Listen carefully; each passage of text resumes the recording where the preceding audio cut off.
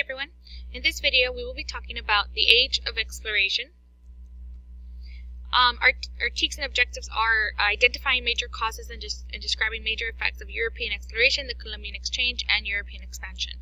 By the time that we are done with this lesson, you will summarize the reasons for European exploration, explain how new technology enabled explorers to discover new lands, and also describe the achievements of explorers. So in your notes on the foldable, you are going to write notes behind the tabs that I gave you in class, and this is going to go on page 57 of your notebook. So first we'll talk about the 3 G's of exploration. There's God, glory, and gold.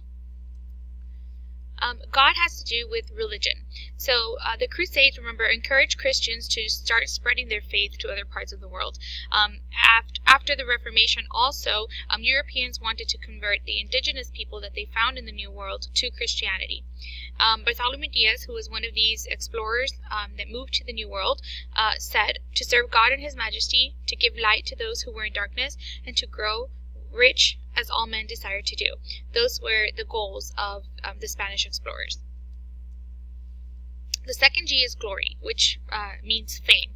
A lot of European adventurers wanted to be the first to find a spice, or to find an area that had never been discovered, or to create a new trading port, or to control a country. So a lot of glory came with these achievements, and so Europeans ventured out to find this kind of glory. The third is gold, which is wealth. Of course, merchants that were looking for an all-water route to Asia were trying to find better ways to trade. If you remember, the Europeans began to trade along the Silk Roads, and so there was a system that was in place that cost a lot of money for Europeans. So the Muslims sold spices to Italians for lots of money, and then the Italians turned around and sold it to the rest of Europe for even more money. And European had to buy these goods for higher prices. So they're trying to find another route that would allow them to gain access to these spices and goods from the East for a lower price.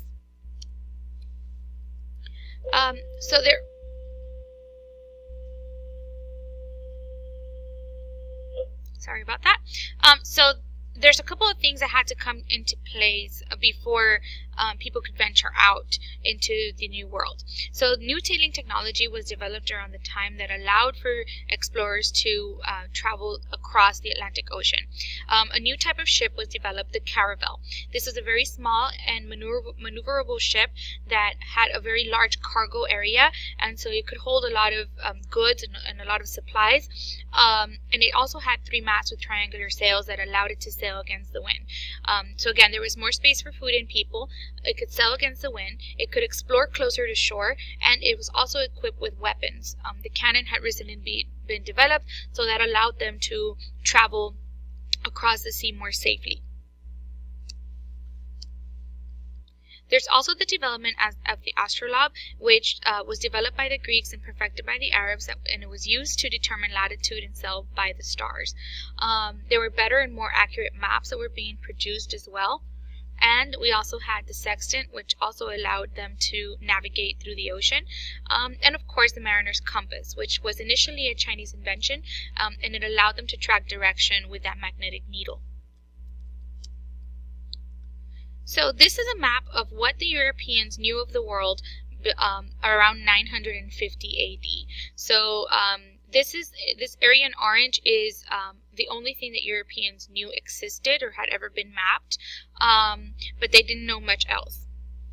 By 1490, after the Crusades and after people started traveling further east and south of the Saharan Desert, you begin to see more knowledge being acquired of what is out there.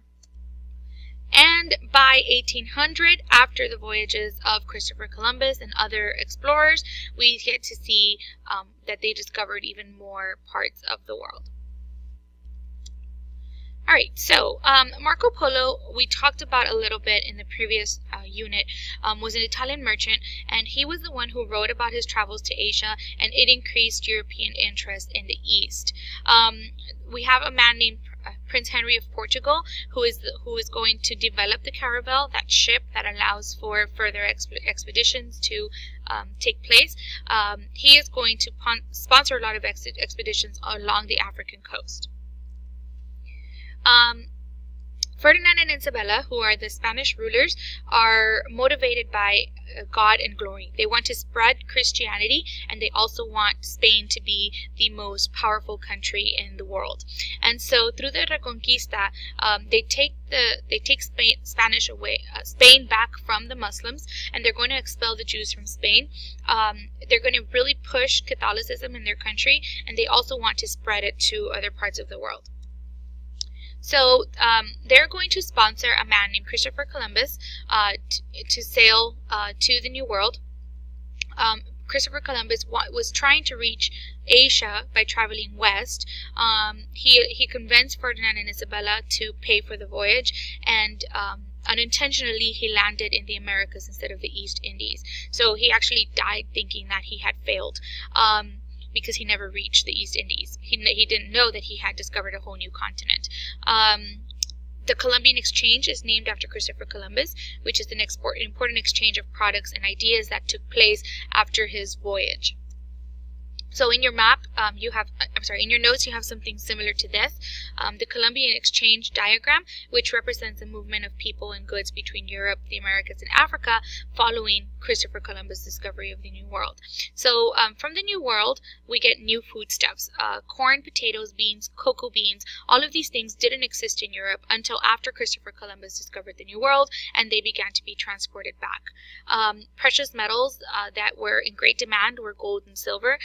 They were very abundant in the New World, especially in Central America.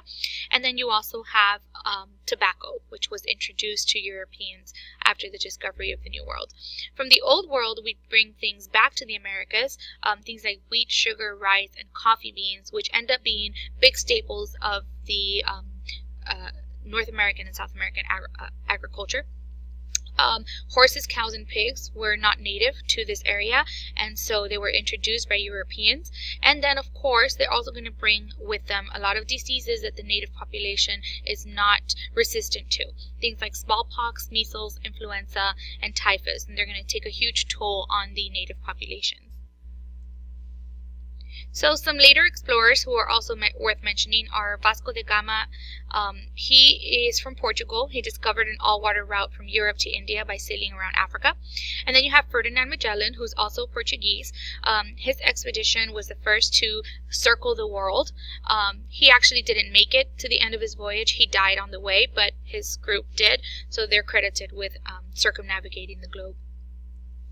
Other explorers that we should mention, John Cabot, he's important to your U.S. history. He's from England. He claimed a lot of territories in North America for England. Jacques Cartier, he is from France. He explored the area around the St. Lawrence River. And then Samuel Champlain, who is also from France, explored the areas of the Great Lakes. Robert de La Salle from France explored the Mississippi River, and Henry Hudson, here's another one who's important to U.S. history. He's actually from the Netherlands, and he explored the Hudson Bay in Canada. He was hoping to find a northwest passage to Asia, but did not succeed. And that brings us to the end of the lecture.